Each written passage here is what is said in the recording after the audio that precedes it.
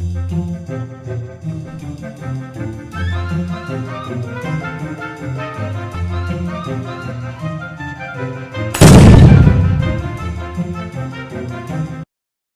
Students, कल हमने शुरू किया था हमारा सेकेंड चैप्टर कंज्यूमर इक्विलिब्रियम। और कंज्यूमर इक्विलिब्रियम में हमने बहुत बेसिक सी कंसेप्ट से शुरू किया था यूटिलिटी। यूटिलिटी क्या है, वांट सेटिस्फाइंग पावर है। फिर हमने टोटल यूटिलिटी कहा कि जितना आपको सेटिस्फेक्शन मिलता है टोटल यूनिट ऑफ कंजम्पशन से, वो टोटल यूटिलिटी होगी। And the change into total utility due to additional consumption of one more unit, that is called marginal utility.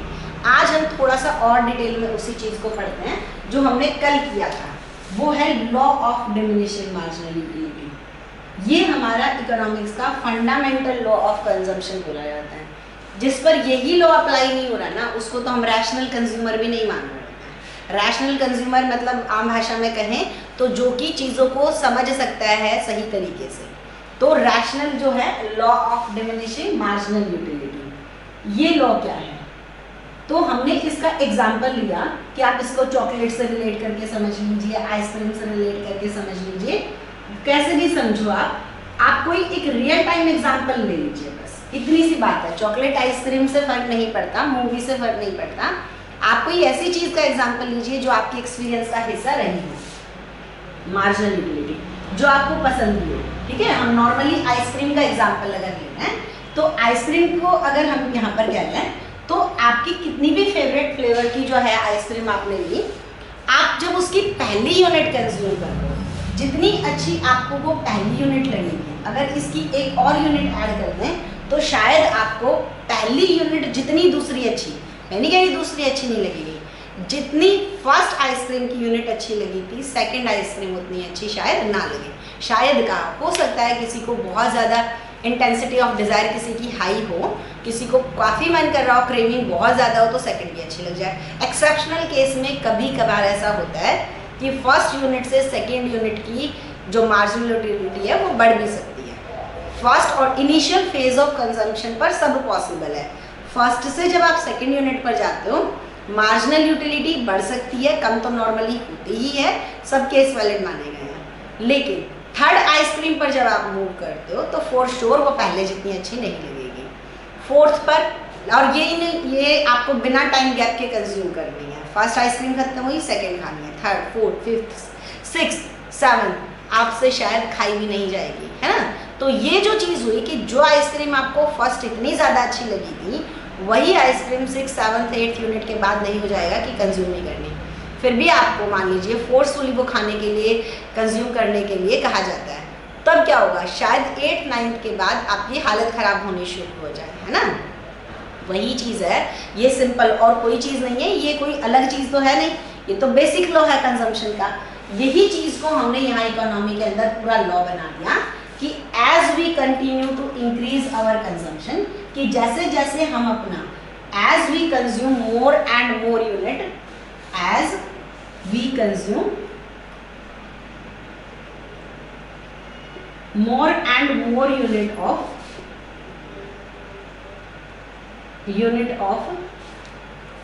as we consume more and more unit of a commodity, कोई भी commodity है। और यहाँ पर ये समझना है कि commodity के अंदर उसकी homogeneity जो है उसको maintain करना है।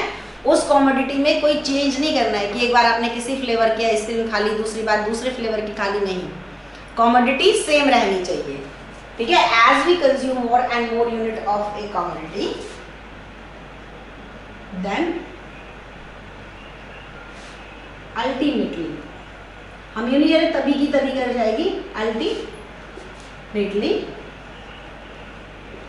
मार्जिनल यूटिलिटी, या सिंपल इतना भी कहता हूं, marginal utility derived from each successive unit of consumption। यहाँ पर successive unit of consumption tends to decline। ये नियम है बस कि वो आपकी मार्जिनल यूटिलिटी कम होती चली जाएगी। सिंपल सा लिखें तो जैसे जैसे आप कंजम्पशन करते जाओगे अल्टीमेटली मार्जिनल यूटिलिटी कम होती चली जाएगी।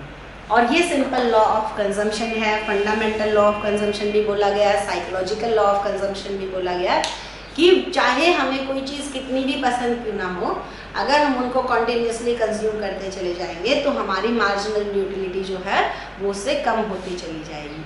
कोई भी एग्जाम्पल ले लीजिए, कोई भी चीज़ ले लीजिए जहाँ पर ये नियम ना काम करता हो, हर जगह काम करेगा हर चीज़ के कंजम्पशन पर। कुछ बच्चों ने कभी पूछा कि वीडियो गेम के लिए मार्जिनल यूटिलिटी कम नहीं होती, हमें आदत पड़ जाती है और हम और ज़्यादा खेलते रहते हैं। देखिए, इस लॉ को सबसे ज़्यादा यूज़ ही हमारी नेटवर्क इंडस्ट्री ने किया है। उनको पता था कि आप सेम करते करते थक जाओगे, इसलिए उन्होंने क्या किया, लेवल चेंज करने शुरू कर दिया। आप एक लेवल खेलते हो, फिर आप सेकेंड लेवल पर पहुँच जाते हो, उसकी मार्जिनल यूटिलिटी कम नहीं होगी, तब तक आप और इंटेंस लेवल पर पहुँच जाओगे। ये जो चीज़ें करी गई ना, ये मार्जिनल यूटिलिटी, उनको पता था कि सेम लेवल का गेम आप नहीं खेल पाओगे, उस पर तो आपकी बोर्डम आनी शुरू हो जाएगी, मार्जिनल यूटिलिटी कम होगी, आप उस चीज़ को छोड़ दोगे। ये सारी नेटवर्क इंडस्ट्री इसी चीज़ के अराउंड बनी कि कहाँ आपको लेवल चेंज करना है आपका, क्योंकि आपका सेम सेटिस्फेक्शन लेवल नहीं मिलेगा जैसे जैसे उस चीज़ में आप ज़्यादा टाइम स्पेंड करते चले जाओगे, जैसे जैसे आप अपना कंजम्पशन इंक्रीज होते जाओगे। तो ये लॉ तब अप्लाई हो रहा है, ठीक है, तब क्या है, तब चीज़ें एक जैसी हैं, होमोजिनिटी है, ठीक है। ये आगे हम इसके असम्पशन में पढ़ना है, तो पहले लॉ समझिए। और ये मैं आज दोबारा इसलिए बिल्कुल शुरू से कर रही हूँ, कल हमने बहुत थोड़ा सा किया था, आज हम इसको पूरा टेबल डायग्राम के साथ समझ रहे हैं। अपने आप में ये 6 मार्क्स का क्वेश्चन बनता है इसके around. Law of diminishing marginal utility है क्या, explain it with schedule and diagram. तो law of diminishing marginal utility, कभी भी कोई लॉ हम लिख रहे हैं, खासकर जब हम उसको 4 मार्क्स के अकॉर्डिंगली लिख रहे हैं, 6 मार्क्स के, किसी भी लॉ को उसकी एजम्पशंस के बिना मत लिखिए। हर एक लॉ की कुछ एजम्पशंस होती हैं और लॉ उन एजम्पशंस के विद इन ही काम करता है। अगर वो एजम्पशन ब्रेक होती हैं तब वो लॉ भी काम नहीं करेगा। जैसे नॉर्मली हमने एक सिंपल सा एग्जांपल लें कि इंडियन क्रिमिनल कोड ने ये कहा कि ये क्राइम अगर किया तो आपको सज़ा हो जाएगी, लेकिन वो सज़ा, वो पर्सन उससे पहले देश छोड़कर भाग गया, आपकी रीच से बाहर चला गया, उसको सज़ा हुई नहीं। अब आप कहते रहो कि लॉ काम नहीं कर रहा। लॉ की एजम्पशंस थी कि उसको इतने दिनों की जेल इतने दिन के अंदर हो जाएगी, लेकिन वो तो एजम्पशन ब्रेक कर गया, वो मिला ही नहीं आपको, तब तक कैसे करोगे। इकोनॉमिक्स की तो और भी दिक्कतें हैं। इकोनॉमिक्स तो सोशल साइंस है, ये तो ह्यूमन बिहेवियर पर काम कर रहे हैं। यहाँ पर तो हमें और बहुत सारी चीज़ें एज्यूम करनी पड़ती हैं, क्योंकि चीज़ें बदलती रहेंगी। हमने एज्यूम करना है, यहाँ पर हमारी सबसे पहली एजम्पशन है, पहली एजम्पशन जो है law of diminishing marginal utility की, वो क्या है। सबसे पहली एजम्पशन ये कहती है कि homogeneous commodity, all the unit of commodity must be homogeneous और सिमिलर इन ऑल एस्पेक्ट। वो बिल्कुल होमोजीनियस होनी चाहिए, होमोजीनियस जो है वो कमोडिटी होनी चाहिए, उनमें कोई भी चेंज नहीं होना चाहिए। वो बिल्कुल एक ही वैरायटी की हम बात कर रहे हैं, फ्लेवर का, साइज का, नेचर का कोई फर्क अलाउड नहीं है। एक ही चीज़ होनी चाहिए एक जैसी। दूसरी है स्टैंडर्ड यूनिट। हम अगर चॉकलेट की बात करें तो हमने पूरी चॉकलेट की बात करी, आइसक्रीम की बात कर रहे हैं तो पूरी यूनिट की बात करी, चाय की बात कर रहे हैं, कप ऑफ टी की बात कर रहे हैं, एक स्पून ऑफ टी की बात नहीं कर रहे हैं। एक रेगिस्तान में मरते हुए बंदे पर आप ये लॉ अप्लाई करके देखो, जितनी इंटेंसिटी, वो एक बिल्कुल ही उसको बहुत ज़्यादा प्रॉब्लम है पानी की और उसको चाहिए ही चाहिए, उस सिचुएशन में वो शायद एक गिलास पानी के लिए कुछ भी देने के लिए तैयार हो जाएगा। लेकिन क्या दूसरे गिलास वाटर के लिए भी वो उतनी पे कर पाएगा, करने के लिए तैयार होगा? नहीं होगा। तीसरे के लिए कम, फोर्थ के लिए नहीं, फिफ्थ तो शायद वो कुछ भी ना दे, है ना। तो ये जो चीज़ें हैं, कंज्यूम करने की बात है, स्टोर करने की बात नहीं है। होमोजीनियस कमोडिटी होनी चाहिए। स्टैंडर्ड यूनिट जो है उसमें आपका कंजम्पशन चलना चाहिए कि हम फुल चॉकलेट्स की, आइसक्रीम की बात कर रहे हैं, उनकी किसी बाइट की बात नहीं कर रहे हैं। इसके बाद है our consumer must be rational. Consumer rational होना चाहिए, उसको अपने कंजम्पशन बिहेवियर के बारे में पूरा सही तरीके से चीज़ें क्लियर होनी चाहिए कि ऐसा नहीं है उसको साइकोलॉजिकली कुछ प्रॉब्लम है, वो कितना कंज्यूम कर रहा है उसको खुद ही नहीं पता। हम एक प्रॉपर सही तरीके के पर्सन की बात कर रहे हैं जो रैशनल है अपने डिसीजन लेने के लिए। तो ये हमारी जो है एजम्पशंस हैं। और एक बहुत बड़ी एजम्पशन है कॉन्टीन्यूअस कंजम्पशन, कि कोई टाइम गैप नहीं है। हमने ये नहीं है कि एक आइसक्रीम आज आप खा रहे हो, 15 दिन के बाद खाओ, फिर कह रहे ये तो मुझे पिछली वाली से भी अच्छी लगी, आपका तो लो ही काम नहीं कर रहा है। 15 दिन बाद आइसक्रीम तो पहले। अब हो सकता है बिल्कुल लगी हो, क्योंकि हमारा लॉ काम क्यों नहीं कर रहा कि लॉ काम ही नहीं करेगा। लॉ ने तो पहले ही कहा था कि ये अजम्पशन जब फुलफिल होंगी तभी लॉ अप्लाई करेगा। If there is time gap then there is not the failure of law of diminishing marginal utility, because law of diminishing marginal utility will hold good only in the situation when the assumptions will hold. अगर ये सारी की सारी assumptions fulfil होती हैं, in that case only law of diminishing marginal utility will apply, otherwise it will not be called the failure of this law। ये law की failure है ही नहीं अगर आप assumptions ब्रेक कर रहे हो। आप एक आइसक्रीम खाई किसी और फ्लेवर की, दूसरी आपने किसी और फ्लेवर की खाई, तीसरी किसी और को, आपको तीनों एक जैसी अच्छी लग रही है, लेकिन ये लॉ फेल हो रहा है, ये बिल्कुल नहीं है, आपने लॉ समझा ही नहीं है। स्टैंडर्ड यूनिट में अप्लाई होना चाहिए, ठीक है। और यहाँ पर हमने कहा 4 ये हमने इसकी assumptions बनाई है। अगर इनसे बाहर जाकर आप कंज्यूम कर रहे हो और फिर कह रहे हो लॉ अप्लाई नहीं हो रहा, आपको लॉ अप्लाई होगा ही नहीं, क्योंकि लॉ काम ही तब करेगा जब ये assumptions पूरी हो रही होंगी। तो ये हमारा सबसे basic law, fundamental law, psychological law of consumption है। और जिस पर ये लॉ अप्लाई नहीं होता, जिसको पहली अच्छी लगी, दूसरी और अच्छी लगी, तीसरी और अच्छी लगी, उसको हम इकोनॉमिक्स में दिमागी खराब मान सकते हैं और क्या करें। यहाँ पर रैशनल की बात हुई, रैशनल की उसकी समझ का लेवल वहीं जो है पूरा सही होना चाहिए। तो नॉर्मली आप अप्लाई करके देखो। कुछ लोगों ने कहा माइजर, कंजूस लोगों पर ये अप्लाई नहीं होता, कि जैसे जैसे वो पैसा इकट्ठा करते जाते हैं उनको और ज़्यादा पैसा इकट्ठा करने के लिए इच्छा होती है, तो उनकी क्रेविंग फॉर मनी कभी ख़त्म नहीं होती। लेकिन ऐसा भी नहीं है, एक लेवल के बाद सेम काइंड ऑफ वेल्थ जो है आपको उतना ज़्यादा एश्योर नहीं, उतना ज़्यादा मज़ा नहीं देगी, और कहीं ना कहीं अगर दे रही है तो आप अपनी रैशनैलिटी खो चुके हो, आप पागल ही हो चुके हैं फिर पैसे के पीछे। तो ये जो है अप्लाई हर जगह होता है। हाँ, लेकिन क्या सब पर एक टाइम के बाद होता है? क्या सबको दूसरी ही आइसक्रीम पर मार्जिनल यूटिलिटी कम हो गई? क्या सभी की 5th लेवल पर 0 आ जाएगी मार्जिनल यूटिलिटी की नहीं और कंज्यूम नहीं करना है, हमें इससे कोई सेटिस्फेक्शन नहीं? ये सबके लिए अलग हो सकता है। आप ये देखो, सबकी डाइट भी तो अलग है, सबकी कंजम्पशन पैटर्न अलग हो सकता है। किसी को फर्स्ट यूनिट के बाद सेकंड पर ही कम हो गई, किसी की थर्ड यूनिट पर ही 0 हो गई। आपने बहुत सारे लोगों को देखा होगा फर्स्ट परांठा लेते हुए नहीं हम नहीं खा रहे, उनकी फर्स्ट के बाद पहला अच्छा नहीं लगा, क्या नहीं लगा, लेकिन सेकंड पर ही 0 हो गई, मार्जिनल यूटिलिटी नहीं कंज्यूम करना। किसी की 4 के बाद हो गई, किसी के से। हम ये कह रहे हैं कि यहाँ पर जो चीज़ें हैं अलग अलग लेवल के ऊपर सेटल हो सकती हैं, वो कोई प्रॉब्लम नहीं है, लेकिन है ये नियम काम सब पर करता है। काम हमने कहा कम होती चली जाएगी, किसके लिए कितनी रेशो से कम हो रही है, कितनी जल्दी कम हो रही है, उस चीज़ का सबका अलग अलग पैटर्न रहेगा। हम वो चीज़ों पर बात भी नहीं कर सकते हैं। हम जब प्लस का रूल बनाते हैं हम ये नहीं कर रहे होते हैं कि ये चीज़ें इसमें 4 में 6 प्लस किया या 3 में 2 प्लस किया, आंसर क्या आएगा। हमने सिर्फ बताया चीज़ें ऐड होकर कैसी लगती हैं। सेम यहाँ पर हम मैंने अगर प्रिंसिपल की बात करें, हम यहाँ पर मैन बिहेवियर में सिर्फ इतना समझ रहे हैं कि जैसे जैसे हम continuously similar kind of commodity को कंज्यूम करते चले जाते हैं, हमें उससे मिलने वाली मार्जिनल यूटिलिटी कम होती चली जाती है। Marginal utility means additional utility, total utility की बात नहीं कर रहे हैं। ये चीज़ हम और थोड़ा सा क्लियर करते हैं। आज ये पहली चीज़ तो हमने करी, डेफिनेशन हो गई, और मैं फिर से कह रही हूँ कभी भी लॉ उसकी एजम्पशंस के बिना नहीं लिखना चाहिए। आप अगर रॉन्ग आंसर क्वेश्चन अटेम्प्ट कर रहे हो 4 to 6 में, तो टीचर 1 नंबर जो है इस चीज़ का डिडक्ट करेंगे ही करेंगे कि आपने एजम्पशन नहीं लिखी है। और एजम्पशन को बहुत डिटेल में लिखो ऐसा भी नहीं है, सिर्फ आप इनको लिख दीजिए। नॉर्मली 1 मार्क्स में ही होती हैं ये, चाहे कितना ही लॉन्ग आंसर क्वेश्चन है आपको एजम्पशन लिखने के लिए 1 मार्क ही टीचर देते हैं। इसके बाद हम इसी लॉ को टेबल या शेड्यूल की हेल्प से समझते हैं।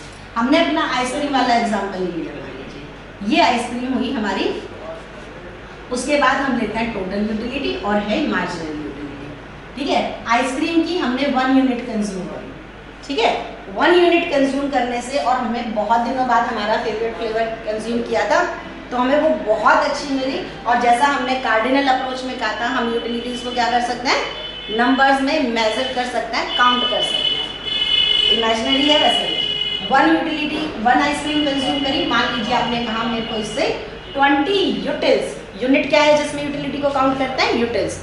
अगर आपने 1 यूनिट कंज्यूम करी, आपने कहा 1 यूटिल्स, आपको 20 यूटिल्स जो है वो मिली। आपने दूसरी यूनिट कंज्यूम करी, अब दूसरी पर क्या मार्जिनल यूटिलिटी, मैंने टोटल पहले क्यों नहीं लिखा, क्योंकि हमें लॉ जब मार्जिनल का पता है तो हम टेबल टोटल की कैसे बना लें। लॉ हमें किसका पता है, मार्जिनल का, तो हमें मार्जिनल का पता है, टोटल तो हम डिराइव करके निकालेंगे फिर। अब दूसरी जो है यूनिट, उसके बारे में क्या है, जो फर्स्ट लेवल ऑफ कंजम्पशन या इनिशियल लेवल ऑफ कंजम्पशन होता है उस पर सब कुछ अलाउड है, उस पर हो सकता है मार्जिनल यूटिलिटी बढ़ जाए, कम हो जाए, वही रह जाए। ये भी हो सकता है यहाँ पर 22 हो जाए, वो भी ठीक होगा। शुरू में हो सकता है आपकी इंटेंसिटी ऑफ डिजायर ज़्यादा क्रेविंग हो रही है उस चीज़ के लिए। अगर मैं 18 लिखूँ वो भी पॉसिबल है, 20 लिखूँ तब भी कोई आंसर गलत नहीं होगा। तो इसमें से कुछ भी लिख दे सकते हैं, बढ़ भी सकती है। यहाँ पर एक क्वेश्चन बनता है, can marginal utility ever be rise, क्या कभी मार्जिनल यूटिलिटी कभी बढ़ भी सकती है? In initial phase of consumption it is possible. आप इसको नोट डाउन कर लीजिए, can marginal utility ever be rise, क्या कभी बढ़ भी सकती है? इनिशियल लेवल ऑफ कंजम्पशन पर ये हो सकता है बढ़ जाए, लेकिन मैं नहीं लिख रही हूँ अभी हम नॉर्मली लिख लेते हैं। फिर यहाँ पर ये हो गई 18, दूसरी इतनी अच्छी नहीं लगी। थर्ड पे गए, ये हमारी हो गई 14, फोर्थ पे गए और मान लीजिए ये आ गई 10। एक जैसी रेशियो से बढ़ाओ ये कोई ज़रूरी नहीं है, बुक्स में नॉर्मली लिखा होता है 10, 10, 8, 6 और वो आपकी लाइन बिल्कुल सीधी आ जाती है, इसीलिए मैंने वो सीधी नहीं बनाई है। कुछ बच्चे ये मान लेते हैं कि हमेशा एक जैसी रेशियो से ही कम होती है, बिल्कुल भी नहीं। मार्जिनल यूटिलिटी कम हो रही है, ये रूल है। किस रेशियो से कम हो रही है वो हम अपनी आसानी के लिए सिंपल रख लेते हैं कि 10, 8, 6, फिर हमारी जो लाइन बनेगी मार्जिनल यूटिलिटी की बिल्कुल स्ट्रेट बन जाएगी अगर ग्राफ में बनाएंगे तो। लेकिन मैंने इसीलिए वैसा नहीं बनाया कि वैसा तो आपकी बुक में है ही। ये समझना है कि मार्जिनल यूटिलिटी कम होगी, ये रूल है। कितने से कम होगी ऐसा कोई रूल नहीं है। अब 5th यूनिट जो है इस पर आपकी सीधी 5 आ गई। 6 पर आप कह रहे हो कि हमें अब और कोई सेटिस्फेक्शन नहीं मिल रही, अब हमसे कंज्यूम करने का कोई फायदा नहीं है, इससे हमें मिल रहा, तो हमारी सेटिस्फेक्शन लेवल हो गई 0। 7 पर अगर आपको फोर्सफुली कंज्यूम करा जाए, अब आप कह रहे हो कि मेरे को तो चक्कर आने शुरू हो जाएंगे, वोमिट हो गई या मेरी तो हालत खराब हो जाएगी, वो है नेगेटिव मार्जिनल यूटिलिटी को इंडिकेट करता है। ये हमारी मार्जिनल यूटिलिटी होगी। अब जो लॉ हमने थ्योरी में पढ़ा था उसको टेबल में देखो, as we consume more and more unit of a commodity, as we consume more and more unit of a commodity, then the marginal utility derived from each successive unit tends to decline। वो हमारी क्या होती चली जाएगी, कम होती चली जाएगी। Marginal utility जो है उसके बारे में सब चीजें ठीक है। क्या ये इंक्रीजिंग हो सकती है? Yes it can, at initial level of consumption. ये इनिशियल लेवल ऑफ कंजम्पशन पर हो सकती है। क्या ये 0 हो सकती है? बिल्कुल हो सकती है, जब आपका सेटिस्फेक्शन लेवल जो है इसको हम कहते हैं point of saturation. Point of saturation होता है, आपको मतलब जितना सेटिस्फेक्शन पॉसिबल था मैक्सिमम मिलना वहां पर आ गया, इससे ज़्यादा आपको नहीं चाहिए। Point of saturation, maximum satisfaction आपको मिल गई, बस इससे ज़्यादा सेटिस्फेक्शन उस कमोडिटी से नहीं मिल सकती। आपको फ्री में भी मिलेगी तभी भी आप इतना ही। अच्छा, एक बड़ा इंटरेस्टिंग क्वेश्चन है कि how many unit a consumer will consume if that commodity is available free of cost. आप कभी शादी में पार्टियों में गए हो, वहाँ पर आपको बहुत सारी आपकी फेवरेट डिशेज होंगी, तो क्या आपको वो फ्री में अवेलेबल है तो आप कितनी ही कंज्यूम करोगे? नहीं, मैक्सिमम कितनी करोगे जहाँ पर आपकी marginal utility is equal to 0 हो जाए। नेगेटिव थोड़ी है, फ्री का खाने के चक्कर में आप अपनी हालत थोड़ी ना खराब करने वाले हो, सिंपल। तो यहाँ पर वही चीज़ है, आपको चीज़ों की एक कीमत देनी होती है, तब तो आप प्राइस से कंपेयर करोगे। लेकिन if there is no price, in that case आपको मार्जिनल यूटिलिटी तो दिखाई दे रही है, जहाँ वो 0 हो गई, चीज़ें फ्री में ही तो अवेलेबल है, जहाँ पर वो फ्री की और फ्री में मार्जिनल यूटिलिटी भी 0, प्राइस भी 0 बराबर हो गई, हो गया कंज्यूमर का इक्विलिब्रियम। यहाँ पर वही चीज़ है, इसके बाद तो आपको फ्री में भी अवेलेबल मिल होगी ना, तभी भी आप कंज्यूम करोगे, ठीक है। तो ये 0 भी हो सकती है। मार्जिनल यूटिलिटी की हम बता रहे हैं क्या क्या नहीं हो सकती, इंक्रीजिंग हो सकती है, 0 हो सकती है, नेगेटिव भी हो सकती है। अगर आप जो है कंजम्पशन के लेवल पर 0 के बाद भी अपना कंजम्पशन कंटिन्यू करते हो तो ये आपकी नेगेटिव में भी चली जाएगी। तो ये हमारा कंजम्पशन। इसी चीज़ को अगर हम टोटल में लेकर आते हैं, मार्जिनल यूटिलिटी को ऐड करते जाएंगे, टोटल हो गई पहले पर 20, फिर क्या करना है 20 और 18 ऐड हो गए 38, 38 के बाद फिर इसको ऐड किया, ठीक है, फिर इसको ऐड करिए 62, ये 67 और यहाँ पर है 67। 0 लेवल जहाँ मार्जिनल यूटिलिटी का है, क्या टोटल यूटिलिटी का भी 0 लेवल है? नहीं, अपने मैक्सिमम पर है। और इसके बाद आपकी टोटल यूटिलिटी जो है वो क्या होनी शुरू हो जाएगी, कम होनी शुरू हो जाएगी, जैसे ही मार्जिनल यूटिलिटी नेगेटिव में गई। यहाँ पर एक क्वेश्चन आता है, relation between MU and PU, marginal utility. तो यहाँ हमारा है relation between marginal utility and total utility. इसको ये समझिए कि मार्जिनल यूटिलिटी यहाँ तक कम हो रही है, तो क्या टोटल यूटिलिटी भी कम हो रही है? यहाँ तो 20 से 18 पर आ गई तो, लेकिन 20 से 30 पे चली गई, फिर ये 52 पे, ये तो कम हुई। जब तक मार्जिनल यूटिलिटी, अगर मैंने बनाया होता फेज 22 बनाया होता तो यहाँ 42 आ गया होता। ये किस रेट से बढ़ती? इंक्रीजिंग रेट से। अगर मार्जिनल यूटिलिटी बढ़ रही है, जो मैंने बनाया नहीं इस टेबल में, आप बनाकर देख सकते हो, मार्जिनल यूटिलिटी बढ़ेगी तो टोटल यूटिलिटी भी बढ़ेगी, और किस रेट से बढ़ेगी? Increasing rate. देखिए, बढ़ना अलग चीज होती है, इंक्रीजिंग रेट से बढ़ना अलग चीज होती है। यहाँ पर देखिए बढ़ तो रही है, पर पहली यूनिट पर 20 मिली, फिर 18 से बढ़ी, फिर 14 से बढ़ी, बढ़ने की रेट कम होती चली गई। लेकिन अगर मार्जिनल यूटिलिटी मैंने बढ़ाई होती तो मार्जिनल यूटिलिटी बढ़ती तो टोटल यूटिलिटी ना सिर्फ बढ़ती बल्कि किस रेट से बढ़ती? इंक्रीजिंग रेट से। दूसरी चीज, मार्जिनल यूटिलिटी जब कम हो रही हो, कम होती दिखाई हमने, मार्जिनल यूटिलिटी जब कम हो रही हो लेकिन पॉजिटिव में हो, है तो पॉजिटिव ना, 20 की मिल रही है हमें, पहली आइसक्रीम से दूसरी आइसक्रीम में सेटिस्फेक्शन मिल रही है, पहले जितनी नहीं मिल रही पर मिल तो रही है, आ तो पॉजिटिव ही सेटिस्फेक्शन रहा है, तो टोटल यूटिलिटी क्या होगी? बढ़ेगी। टोटल यूटिलिटी क्या होगी? 20 से 38 बढ़े, यहाँ से भी 52 पर गए तो बढ़ी ही रही है। तो मार्जिनल यूटिलिटी जब कम हो रही है, पॉजिटिव में है, लेकिन टोटल यूटिलिटी बढ़ेगी, बट रेट क्या हो जाएगी? Decreasing, decreasing rate. उसके बाद मार्जिनल यूटिलिटी कम होते होते जब 0 पर आ जाएगी, 0 पर आ जाएगी, ये क्वेश्चन बहुत बार आया, मार्जिन ट्रू और फॉल्स में आता है, if marginal utility is equal to 0 then total utility will also be 0। नहीं, टोटल यूटिलिटी तो मैक्सिमम पर हो जाएगा, टोटल यूटिलिटी क्या हो जाएगी? मैक्स हो जाएगी। देखिए 67 से ज़्यादा पूरी जगह कहीं नहीं है, इसको 67 हमें नहीं पता था ये मैक्सिमम है, यहाँ जब आया तब पता चला कि नहीं, इससे ज़्यादा सेटिस्फेक्शन नहीं मिल सकती।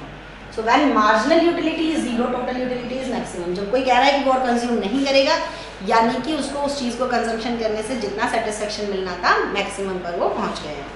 उसके बाद है मार्जिनल यूटिलिटी कम होते होते नेगेटिव में आ जाएगी। It is a situation where total utility declines. Total utility negative में नहीं आई है, बस वो पहले से कम हो गई है, तो ये हमारी हो जाएगी टोटल यूटिलिटी। तो ये हमारे रिलेशन हुए मार्जिनल यूटिलिटी और टोटल यूटिलिटी में, कि मार्जिनल यूटिलिटी बढ़ रही है तो टोटल यूटिलिटी बढ़ नहीं रही है, इंक्रीजिंग रेट से बढ़ रही है। सिर्फ बढ़ना काफ़ी नहीं है, बढ़ तो वो यहाँ पर भी रही है, लेकिन यहाँ पर 0 तक क्या है, वो किस रेट से बढ़ रही है।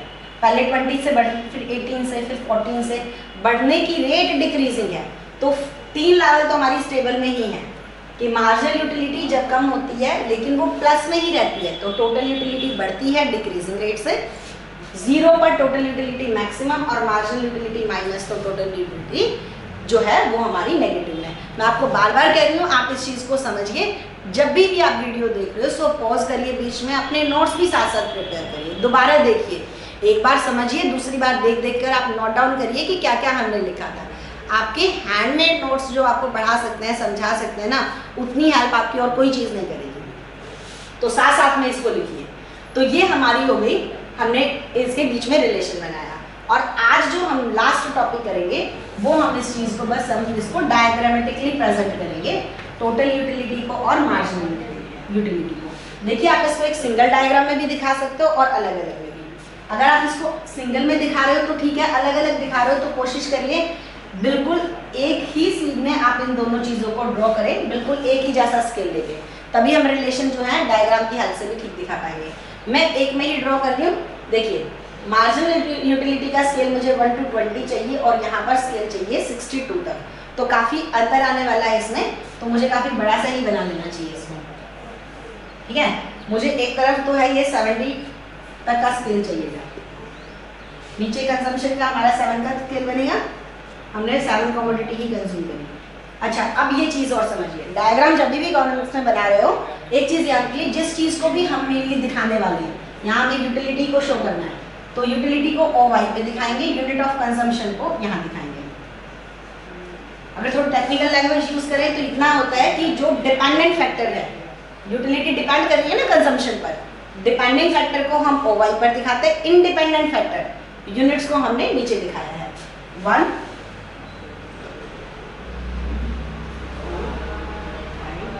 6 7, यहाँ पर मैं 10 का स्केल ले लेती हूँ, 10।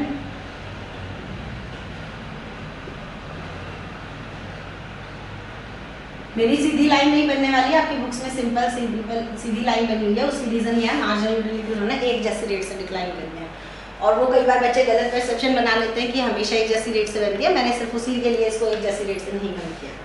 देखिए मार्जिनल यूटिलिटी है, फर्स्ट यूनिट पर कितनी मिल रही है 20, सेकेंड यूनिट पर कितनी मिली हमें 18, इसी के अराउंड आएगा। फिर कितनी मिली हमें 14, फिर हमारी कितनी हो गई 10, 5 पर जो हो गई वो हमारी हो गई 0, 5 पर हो गई 5, 6 पर 0 और ये 9 नेगेटिव। तो मैंने पहले कहा था कि मेरी सिंपल सीधी नहीं बनेगी, उसकी रीज़न है कि मैंने मार्जिनल यूटिलिटी एक जैसे रेट से घटाई नहीं है, अलग अलग रेट से करनी है। तो मार्जिनल यूटिलिटी की लाइन कुछ कुछ हमारी इस तरीके की होगी। तो मार्जिनल यूटिलिटी पहले पॉजिटिव में है, फिर ये 0 पर आई और ये नेगेटिव में चली गई। कोई भी ग्राफ जब बना रहे हो उसके लास्ट पॉइंट पर उसका नाम जरूर लिखें, मार्जिनल यूटिलिटी, ठीक है। नेक्स्ट हमारी है टोटल यूटिलिटी वगैरह। शुरुआत एक जगह से ही छोड़ी है 20 पर, ऊपर ये कितनी चली गई 38 चली गई, ठीक है। तो ये कितनी चली जाती है 3 पर कितनी चली गई 52 चली गई, ठीक है। फिर ये 4 आप अपने आप बनाकर देखिए 62। आप अपनी टेबल खुद से एज्यूम कर सकते हो, बस आपको लो याद रहना चाहिए कि जैसे जैसे कंजम्पशन बढ़ाना है वैसे वैसे आपकी मार्जिनल यूटिलिटी जो है वो आपकी कम होती चली जाएगी। 67 और यहाँ पर 67 भी 67 और फिर ये कम होगी। ये होगी हमारी टोटल यूटिलिटी। जहाँ हमारी लाइन खत्म होती है वहाँ उस तरह का नाम आना चाहिए टोटल यूटिलिटी। यहाँ पर हमने डायग्राम की हेल्प से दिखाया। देखिए जैसे जैसे हमारी मार्जिनल यूटिलिटी जो है पॉजिटिव में है, ये हमारा पॉजिटिव जोन है, मार्जिनल यूटिलिटी 6 तक पॉजिटिव जोन में है, तब तक टोटल यूटिलिटी बढ़ रही है। एक चीज तो ये हमारा फर्स्ट लेवल हो गया। ये फर्स्ट लेवल है जहाँ तक मार्जिनल यूटिलिटी कम तो हो रही है पर है पॉजिटिव में, और टोटल यूटिलिटी क्या है बढ़ती चली जा रही है। ये हमारा नेक्स्ट है कि जहाँ पर हमारी 6 लेवल पर मार्जिनल यूटिलिटी 0 आ गई और टोटल यूटिलिटी कहाँ आ गई मैक्सिमम पर। और नेक्स्ट हमारा है 7th लेवल पर मार्जिनल यूटिलिटी नेगेटिव में चली गई और यहाँ पर टोटल यूटिलिटी क्या हो गई हमारी डिक्लाइन करनी शुरू हो गई। तो आज का हमारा ये टॉपिक जो है मेनली यहीं तक था। इसके अंदर हमने कवर किया कि किस तरीके से law of diminishing marginal utility हमने पहले किस में बताया, डेफिनेशन में बताया कि law of diminishing marginal utility, ये आपका 6 मार्क्स का अगर क्वेश्चन आता है law of diminishing marginal utility, पहले आप उसको डिफाइन करोगे, उसके बाद हम उसकी अजम्पशंस लिखने वाले हैं, 4 अजम्पशंस ली। उसके बाद हमने लिखा कि हम उस अजम्पशन के साथ साथ टेबल भी देने वाले हैं। नेक्स्ट जो उसके अंदर जा रही है, नेक्स्ट उसके अंदर जा रहा है कि टेबल के साथ साथ हमने क्या दिया डायग्राम ली और इसके अलग अलग फेजेस बताए कि मार्जिनल यूटिलिटी, इसमें कई सारे क्वेश्चन बनते हैं कि मार्जिनल यूटिलिटी के पॉजिटिव जाने पर क्या होगा, नेगेटिव जाने पर क्या होगा, ठीक है। मार्जिनल यूटिलिटी जो है अगर हमारी इंक्रीजिंग है तब कैसे बिहेव करेगी, मार्जिनल यूटिलिटी का 0 होना क्या इंडिकेट करता है। बहुत इंटरेस्टिंग क्वेश्चन मुझे लगता है कि when marginal utility is equal to 0, ठीक है, देन टोटल यूटिलिटी जो है उसका लेवल क्या होगा, it will be at its max. दूसरा है if commodities are available to a consumer free of cost, ठीक है, हाउ मैनी यूनिट ही और शी, ठीक है, शुड कंज्यूम, तो वो कितनी होने वाली है, उसको कितनी कंज्यूम करनी चाहिए, नो डाउट जहाँ पर उसका 0 आ गया बस वहाँ तक ही उसको कंज्यूम करना चाहिए। आज के लिए हमने इतना ही करा, ठीक है, आज के लिए इतना ही कर रहे हैं। होपफुली आपको समझ में आया होगा। Thank you.